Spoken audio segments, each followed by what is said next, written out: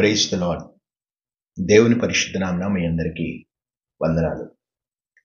మరొక ప్రశస్తమైన దినాన్ని దేవుడు మన జీవితాల్లో దయచేసి ఆయన పాద సన్నిధిలో చేరి ఆయన శ్రేష్టమైన మాటలు ధ్యానించడానికి మన ఎడల ఇంతవరకు చూపిన కృపకు ఆయనకి కృతజ్ఞతాస్తుతులు చెల్లించడానికి దేవుడు దయచేసిన ఈ చక్కని సమయాన్ని బట్టి అవకాశమును బట్టి ఆ దేవాతి దేవునికి కృతజ్ఞతాస్తుతులు చెల్లిస్తూ ఉన్నాను. ఈరోజు ప్రభువు నా మనసులో ఉంచినటువంటి మాటలు మీతో పంచుకోబోయే ముందు చిన్న ప్రార్థన చేసుకుందాం. మహాపరిశుద్ధుడా, మహాగణుడు అయిన దేవ యేసయ్య, మీకు వేలాది వందనాలు, స్తుతులు, స్తోత్రములు రాజా. మరొక పర్యాయం నాయన తండ్రి, మీ పాద సన్నిధిలో చేరి మీ యొక్క శ్రేష్టమైన మాటలు ధ్యానిస్తూ ఉండగా జీవంతో కూడిన మాటలతో మాతో మాట్లాడండి. ఆధ్యాత్మికంగా నాయన తండ్రి, మీ వాక్కు చేత బలపరిచిన ఆయన వాక్యపు వెలుగులో జీవించే కృపద ఇచ్చేయమని వాక్యం ఎదుగుతున్న నాపై మీ ఆత్మను కుమ్మరించి నన్ను మీ సిలువు చాటున మరుగుపరుచుకుని నా ద్వారా బిడ్డలతో మాట్లాడమని ప్రార్థన యేసునామమున అడిగి వేడుకుంటున్నాం తండ్రి, ఆమేన్. ఈరోజు దేవుని వాక్యంలో నుండి ఆయనే నిన్ను ఆదుకొనును అనే వాక్యాన్ని మీతో పంచుకొని ఈరోజు దేవుని యొక్క వాగ్దానంగా దీన్ని మీరు తీసుకోవాల్సిందిగా వేడుకొంచున్నాను. మన జీవితాల్లో ఎదుర్కొనేటువంటి అనేకమైనటువంటి పరిస్థితుల్లో మనం నమ్ముకున్నటువంటి వారే ఆదుకోవటానికి ముందుకు రాలేనటువంటి పరిస్థితులు ఈనాడు సమాజంలో మనం చూస్తూ ఉన్నాం. కానీ మనం తెలుసుకోవాల్సిన సత్యం ఏంటంటే, మనం సేవిస్తున్న దేవుడు, మనం ఆరాధిస్తున్న దేవుడు మన జీవితాల్లో మనం ఎదుర్కొనేటువంటి ఆటిపోటులన్నిటిలో కూడా ఆయన మనల్ని ఆదుకునేవాడని మనం తెలుసుకోవాలి. వాక్యంలో మనం గమనించినట్లయితే కీర్తన గ్రంథం 55వ కీర్తన 22వ వచనం మనం చదివినట్లయితే, నీ భారము యెహోవా మీద మోపము, ఆయనే నిన్ను ఆదుకొనును అనే మాటను మనం చూస్తాము.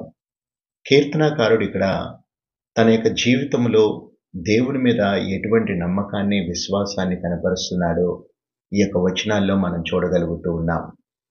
ఆ యొక్క కీర్తనలో మనము శ్రద్ధగా గమనించినట్లయితే దావీదు ఎటువంటి పరిస్థితిలో ఉన్నాడో కూడా మనం చాలా స్పష్టంగా మనకి ఆ యొక్క వచనాల్లో మనకు అర్థమవుతాయి. ప్రాముఖ్యంగా 4-5 వచనాల్లో తన గుండెలో వేదన కలుగుతుందని చెప్తున్నాడు. అంత మాత్రమే కాకుండా మరణ భయము కలిగి జీవించుతున్నాడని చెప్తున్నాడు. అంత మాత్రమే కాకుండా దిగులు, వణుకు తనకి కలుగుచున్నదని చెప్తున్నాడు. అంత మాత్రమే కాకుండా మహాభయము తనని ముంచివేస్తుందని చెప్తున్నాడు. ఈ రోజున దావీదు ఎటువంటి పరిస్థితులు ఎదుర్కొంటున్నాడో అటువంటి పరిస్థితులు మనం కూడా ఎదుర్కొంటూ ఉండి ఉండొచ్చు. మన గుండెలో వేదన కలుగుతూ ఉండి ఉండొచ్చు. మరణ భయము మనల్ని ఆవరిస్తూ ఉండొచ్చు. మనకి కూడా దిగులు, అదేవిధంగా వణుకు పుడుతూ ఉండొచ్చు మన యొక్క భవిష్యత్తు గురించి. అదేవిధంగా మనకి భయం అనేది మనల్ని ముంచివేస్తూ ఉండొచ్చు. ఈ రోజున దావీదు యొక్క పరిస్థితులు ఆ విధంగా ఉన్నా కూడా ఇక్కడ ఈ యొక్క కీర్తన ముగింపులోకి వచ్చేపాటికి తన యొక్క విశ్వాసాన్ని దేవుని మీద కనపరుస్తూ తన జీవితంలో ఎదుర్కొనేటువంటి సవాళ్ళన్నిటిలో కూడా దేవునిపై తన యొక్క భారాన్ని మోపటానికి ఇష్టపడుతూ ఉన్నాడు. ఎందుకంటే అతనికి తెలుసు కనుక దేవుడు తనని ఆదుకుంటాడని. ఈ రోజున మనం తెలుసుకోవాల్సిన సత్యం ఏంటంటే, మనము సేవించేటువంటి దేవుడు మనని ఆదుకునేటువంటి వాడని మనం తెలుసుకోవాలి. ఏ విధంగా దేవుడు మన జీవితంలో కూడా ఇటువంటి కష్ట పరిస్థితుల గుండా వెళ్తున్నప్పుడు ఏ విధంగా దేవుడు మనల్ని ఆదుకుంటాడో 3 విషయాలు మనం ధ్యానం చేసుకుందాం. మొట్టమొదటిగా దేవుని యొక్క సన్నిధిని మనకు తోడుగా ఉంచి ఆయన మనల్ని ఆదుకుంటాడని మనం తెలుసుకోవాలి. మన జీవితంలో కష్టాల సుడిగుండంలో మనం ఉన్నప్పుడు మన సొంత వారు అందరూ కూడా మనల్ని విడిచి వెళ్ళచ్చేమో, కానీ మనం సేవిస్తున్న దేవుడు, మనం ఆరాధిస్తున్న దేవుడు నిత్యము కూడా మనతో ఉండేవాడని మనం తెలుసుకోవాలి. అందుకని వాక్యంలో మనం గమనించినట్లయితే యెషయా గ్రంథం 41వ అధ్యాయం 10వ వచనము 2వ భాగం నుంచి మనం చూడగలిగినట్లయితే, నేను నీతో చెప్పి ఉన్నాను, నీకు తోడై ఉన్నాను, భయపడకుము, నేను నీ దేవుడినై ఉన్నాను, దిగులు పడకుము, నేను నిన్ను బలపరుతును, నీకు సహాయము చేయువాడును నేనే, నీతోని నా దక్షిణ హస్తంతో నిన్ను ఆదుకొందును అని చెప్తున్నాడు. ఇక్కడ దేవాతి దేవుడు వాగ్దానం చేస్తున్నాడు, నేను నీకు తోడై ఉన్నాను, భయపడకుము, దిగులు పడకుము అని. కనుక మనం సేవించేటువంటి దేవుడు మనకు నిరంతరము కూడా తోడై ఉండేటువంటి వాడని మనం తెలుసుకోవాలి. కనుక జీవిత ఆటుపోట్లను చూసి మనం భయపడకుండా మన యొక్క గాఢాంధకార పరిస్థితులన్నిటిలో కూడా దేవుడు మనకి తోడుగా ఉంటాడు అనేటువంటి సత్యాన్ని మనం గ్రహించాలి. అందుకనే కీర్తనకారుడు దావీదు 23వ కీర్తన 4వ వచనంలో ఈ విధంగా సెలవిస్తాడు. గాఢాంధకారపు లోయలలో నేను సంచరించినను ఏ అపాయమునకు భయపడను అని చెప్తూ ఉంటాడు. ఎందుకంటే దేవుడు తనకి తోడై ఉన్నాడని తెలుసు కనుక మన జీవితాల్లో కూడా ఎటువంటి గాఢాంధకరమైనటువంటి పరిస్థితులు గుండా మనం వెళ్తున్నప్పటికీ ఇక్కడ దావీదు ఎదుర్కొన్నటువంటి పరిస్థితులన్నిటిలో కూడా అతడు ఏం గ్రహించగలుగుతున్నాడంటే దేవుని యొక్క సన్నిధి తనకు తోడుగా ఉన్నది.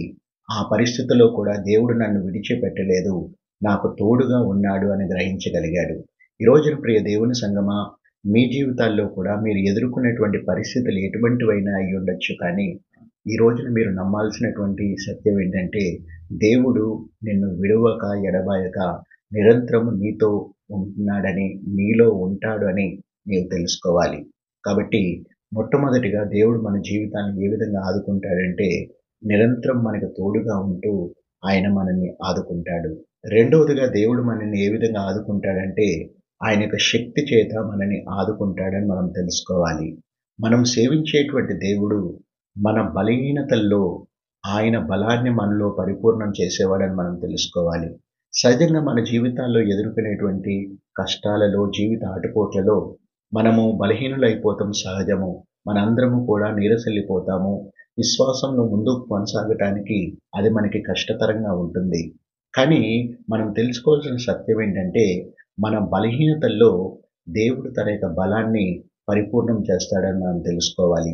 వాక్యంలో మనం చూసినట్లయితే కొరింథీయులకు రాసిన 2వ పత్రిక 12వ అధ్యాయం 9వ వచనం మనం చదివినట్లయితే బలహీనత యందు నా శక్తి పరిపూర్ణమగుచున్నది అని ఇక్కడ దేవాతి దేవుడు మరి పౌలు భక్తులతో తెలివిస్తున్నట్లుగా మనం చూస్తున్నాం.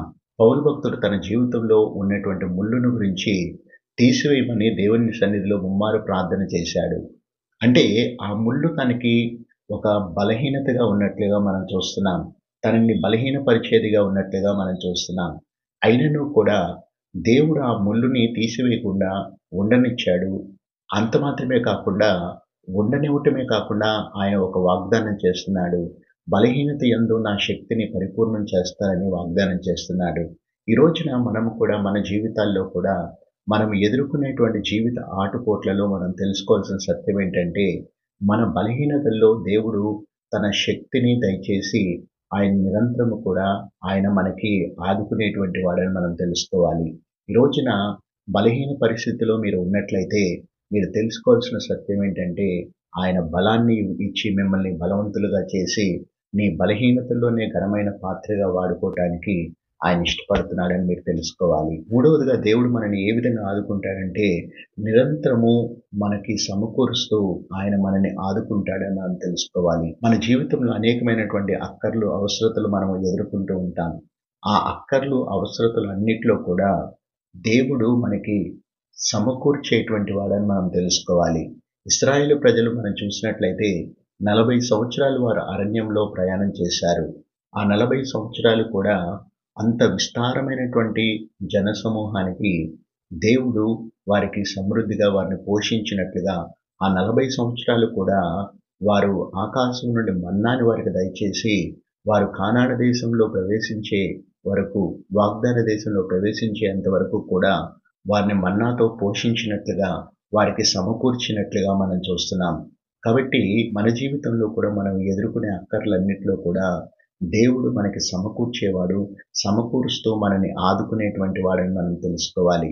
కనుక ఈ రోజున ప్రియ దేవుని సంగమా, ఈ 3 విషయాలలో దేవుడు మనల్ని నిరంతరము కూడా ఆదుకునేటువంటి వాడని మనం తెలుసుకోవాలి. ఈ కీర్తనలో దావీదు తన జీవితంలో ఎదుర్కొనేటువంటి పరిస్థితులన్నిటిలో కూడా అతడు ఏం గ్రహించగలిగాడంటే దేవుడు నన్ను ఆదుకుంటాడు అని తను గ్రహించాడు కనుక అందుకని ఏం తీర్మానించుకుంటున్నాడంటే తన భారమును అంతటినీ కూడా యెహోవా మీద మోపటానికి తీర్మానించుకుంటున్నాడు. ఈ రోజున ప్రియ దేవుని సంగమా, మీ జీవితాల్లో కూడా దావీదు లాంటి పరిస్థితులు ఉండకపోవచ్చు. మీ పరిస్థితులు దావీదు ఎదుర్కొనే పరిస్థితుల కంటే భిన్నంగా ఉండొచ్చు. పరిస్థితులు ఏమైనప్పటికీ కూడా ఆయన మన పరిస్థితులన్నిటిలో ఆదుకోగలిగిన సమర్థుడని తెలుసుకొని మీ భారములన్నీ కూడా ఆయనకి అప్పగించగలిగినప్పుడు ఆయన మీ భారములన్నిటినీ కూడా ఆయన తీసుకొని ఆయన మీ భారములన్నింటినీ కూడా తేలిక చేసి ఆయన మిమ్మల్ని ఆదుకుంటానికి సిద్ధంగా ఉన్నాడు. కనుక దేని గురించి చింతించక మీ చింత యావత్తు ఆయన మీద వేసి నిశ్చింతగా జీవించాల్సిందిగా మిమ్మల్ని ప్రోత్సహిస్తూ దేవుడి వాగ్దానాన్ని మన జీవితాల్లో స్థిరపరిచి ఆయన కోసం జీవించే కృపను దేవుడు మనకు అనుగ్రహించును గాక. ఆమేన్. ప్రార్థన చేసుకుందాం. మహాపరిశుద్ధుడా, మహాగణుడు అయిన దేవా యేసయ్య, మీకు వేలాది వందనాలు, స్తుతులు, స్తోత్రములు రాజా. మరొక పర్యాయము నాయన తండ్రి, ఈ దినము నాయన మీరు మాతో మాట్లాడిన విధానాన్ని బట్టి మీకు వందనాలు. అవును ప్రభువా, మీరు మమ్మల్ని ఆదుకునే దేవుడు అని మేము నమ్ముచున్నాం ప్రభువా. నాయన తండ్రి, మా జీవితంలో మేము ఎదుర్కొనేటువంటి కష్టాల్లో నాయన తండ్రి నిరంతరం మీరు మాకు తోడుగా ఉంటారని, మా యొక్క బలహీనతల్లో మీ బలాన్ని పరిపూర్ణం చేస్తారని, మాకు నాయన సమస్తము సమకూరుస్తారని వాగ్దానం చేసినందుకు మీకు వందనాలు ప్రభువా. ఆ వాగ్దానాన్ని చేతపట్టుకుని నాయన తండ్రి, మా జీవిత కాలం అంతయు నాయన మీ మీద ఆశను కనపరుస్తూ నాయన తండ్రి నిరీక్షణ కలిగిన వారంగా మీరు రాకడ కోసం కనిపెట్టుకునే భాగ్యం మాకు దయచేయమని, నాయన తండ్రి ఈ దినమంతట్లో బిడ్డలు నాయన చేస్తున్న పనిపాట్లో, ఉద్యోగ వ్యాపారాల్లో సమస్తంలో తోడుగా ఉండి విజయాన్ని అనుగ్రహించి మిమ్మల్ని మహింపరిచే కృప దయచేయమని ప్రార్థన యేసు నామమున అడిగి వేడుకొంచున్నాం తండ్రి. Amen. Amen. God bless you all. Have a blessed day. మీ అందరికీ వందనాలు.